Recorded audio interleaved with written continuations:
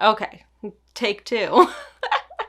So this is Rachel over at Moonlight Library, and I realized I wasn't recording sound. This is Crying Over Media. These are different books, movies, TV shows maybe, and music that I have cried over.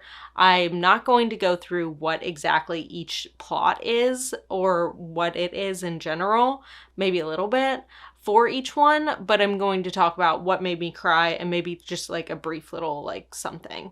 So here we go. Oh, this was originally a PowerPoint presentation party thing that I did, and I had 5, and I have expanded it. Brendan Fraser might look happy here, but definitely not happy. There's a lot going on. He is dealing with his impending death, and it's tragic. It's beautiful. At the end, I saw it in theaters, and the credits rolled, and it was 5 minutes. Everyone stood still. No one spoke. No one left the theater or got up or rustled around. Everyone was crying. Done. That's all you need to know. This is me in REI afterwards, crying in the aisles of REI because, you know, you gotta go to REI afterwards and cry. It was weird because my friend the week earlier had called me in REI crying. So I was like, how strange. I guess it's a place to cry. So if you want a place to cry, maybe go to REI. Next is Blankets by Craig Thompson. It's a graphic novel. Deals with coming of age, religion, figuring out your beliefs, and like maybe changing your beliefs. And it's beautiful. It's sad. Something about religion and people figuring out where they stand and what they believe gets me every time. Gets me every time. Next is Bo Burnham's Inside, Netflix's comedy special. Some people are like, well, it's just a funny comedy special. Well, it's not. He filmed it during the pandemic.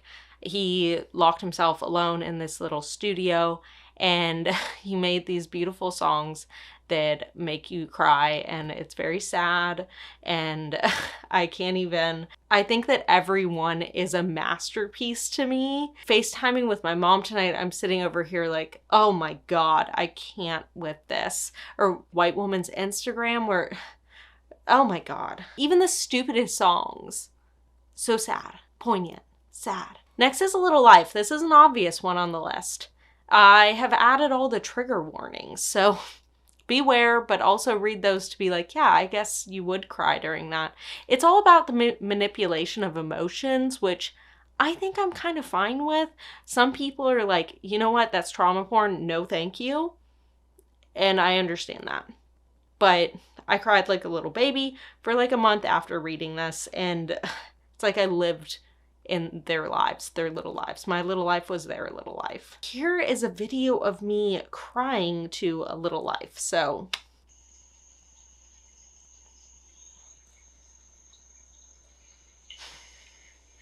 next is Beautiful Boy, a movie based on a true story. Steve Carell can play a drama role so well. We all think of him as Michael Scott, but he has range. So it's a true story of this guy who his son is addicted to hard drugs like heroin and meth, like all of it. And just going through the addiction, the recovery, stuff like that. And I was like, I've never had a child, but I feel that. I couldn't imagine feeling that if I were a parent, and just the lengths that he goes to for his child. Cried like a baby. Next is All Too Well, the 10-minute version, Taylor Swift. Before this, was not a Swiftie. I wasn't. I did not, I knew Shake It Off, but I didn't really know Taylor Swift. And then I listened to this, I saw the music video because everyone was talking about it, and I was like, gotta see it. And oh my God, I was hooked. I cried like a baby. I would listen to it over and over again, and I'd be like, I've been there. I've felt that. I can imagine myself within that. And it triggers a lot of emotions. The Hate U Give, Angie Thomas. I put the screenshot or the thing from the movie because I didn't want to put the book cover.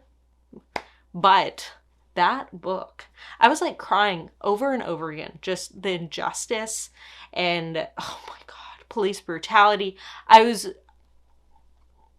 Couldn't stop crying. I couldn't stop crying. I did a booktube video where I read this one and I was crying throughout the booktube video or vlog. It was bad. Next up is next up is me crying. That's me crying. Maybe, or maybe I'm sweaty. We don't know.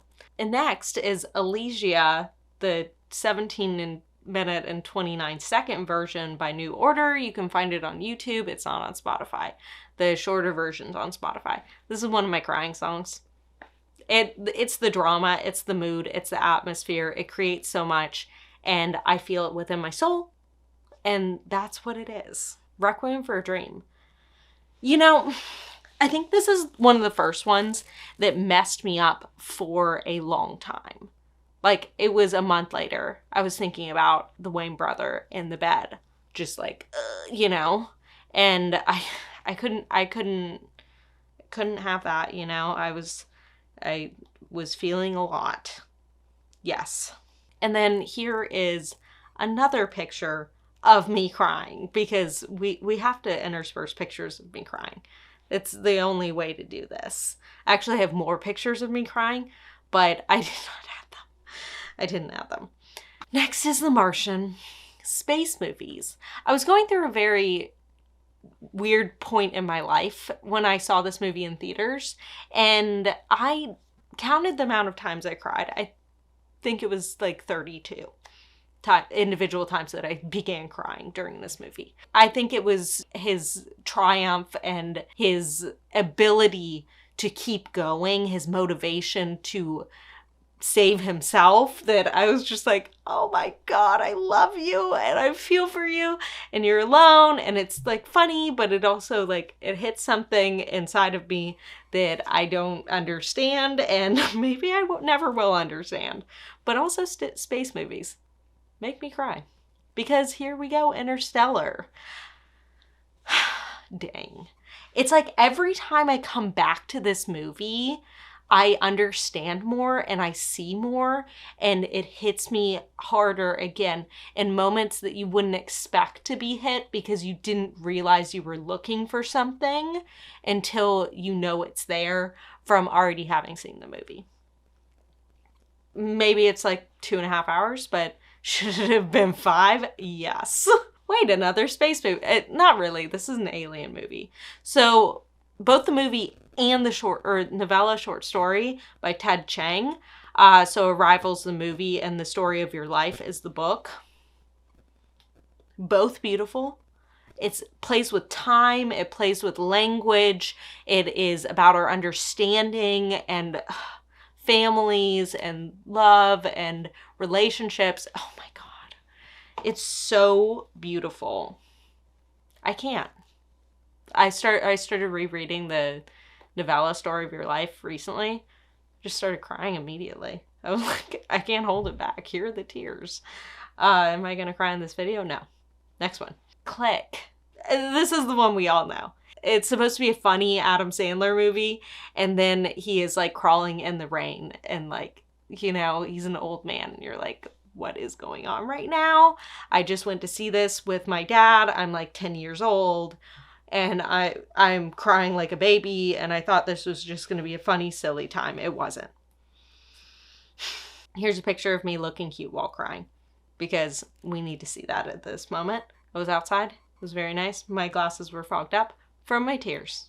And the last is I cry a lot. Please recommend sad things, because you know what? I want sad things. Please. It makes me remember that I feel. And we all feel. And I love to feel. Well, thank you. Bye.